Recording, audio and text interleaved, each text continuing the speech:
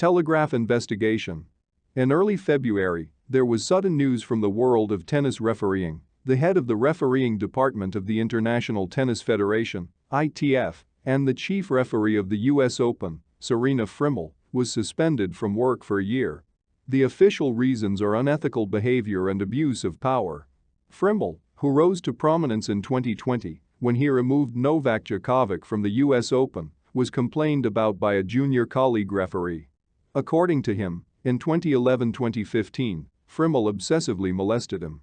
The man considered that the boss wanted to transfer the relationship from a professional plane to a close personal one. The German himself said about this, "Drinking a glass together at night during tournaments is actually normal. This meeting didn't even happen. I am disappointed that I was suddenly punished for vague statements from 7 to 10 years ago." Frimmel's case was first reported in the Telegraph newspaper. And this story made her dive into the world of tennis refereeing. Here's what they found. Tennis management has known for at least 15 years that such abuses of power are common in the judiciary. Essentially harassment. According to the publication, one of the leading judges, whose name cannot be named for legal reasons, has also faced similar charges in the past. In the judicial world, everyone knows about this case, but it did not penetrate outside due to the fact that all participants in the events were forced to sign non-disclosure agreements. Also, the Telegraph doesn't write about it, but a few years ago, Magdi Samit, who worked for the ATP, spoke about the prevalence of harassment. Then many treated him as a person who invents nasty things after being fired. In general, judges are deliberately limited in their ability to speak. They are generally forbidden to communicate with journalists without the approval of their superiors. This is stipulated in the rules of conduct that arbitrators sign when they start work. This rule was created so that there were no discussions of individual episodes in matches. But there was no purpose to protect the sport from disgrace. And in the end it all came down to this, says former head of the ATP refereeing corps Richard Ings. Permission for interviews is rarely granted. And if a judge communicates with journalists without him, he has problems.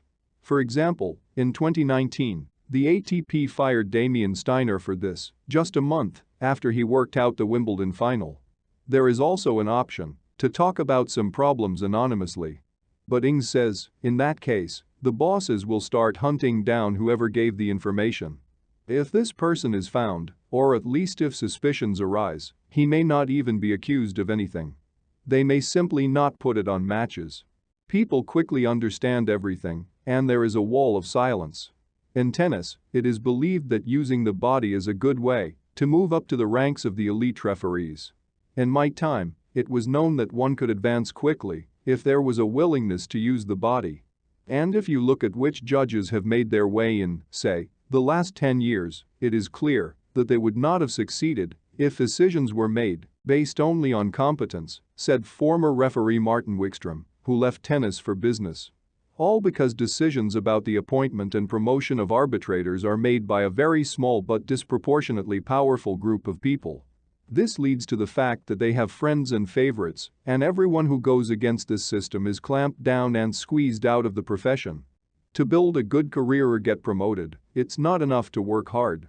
The face must also be suitable. You need the right connections, you need to go to the right weddings, and then you can outrun people who are much better than you. And then you will continue to work even after the grossest mistakes shown on television to the whole world, said one judge, who wished to remain anonymous. This generally familiar problem is exacerbated by how refereeing and referee promotion are generally organized in tennis. There are two problem points. 1. The three main organizations, ATP, WTA and ITF, have their own staff of judges. This is a legacy from the beginning of the Open era in 1968.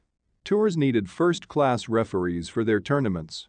But in the end we got three organizations with their own judges. It's terrible because each group is defending its own territory, said the former Grand Slam referee. This structure reduces the opportunity for promotion of new arbitrators. 2. In tennis, referees start with a white badge. This is the lowest level. Then comes bronze, then silver, then gold, the highest level. That's just a work of judges is evaluated by those who stand directly on the level above them. That is, silver is valued by gold. Bronze, silver. Etc. But it turns out that appraisers are not very interested in identifying and promoting promising colleagues. After all, they will take their places. In addition, every year a commission of 5 people meets, which, based on the marks given, makes permutations in the hierarchy. The commission includes the heads of the refereeing departments of the ATP, WTA and ITF, 1 representative of the Grand Slams and 1 independent observer.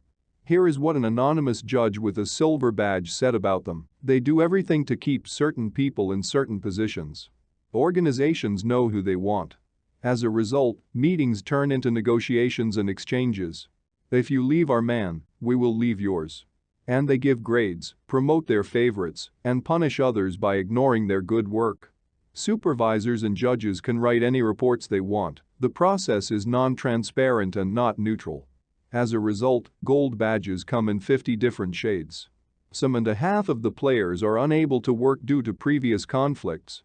And Nick Kyrgios, of course, irritates with his messiah complex, but there is some truth in his constant stories that judges do not bear any responsibility even for the grossest mistakes. That's all for today. If this information was interesting to you, put likes, subscribe to the channel, and see you soon.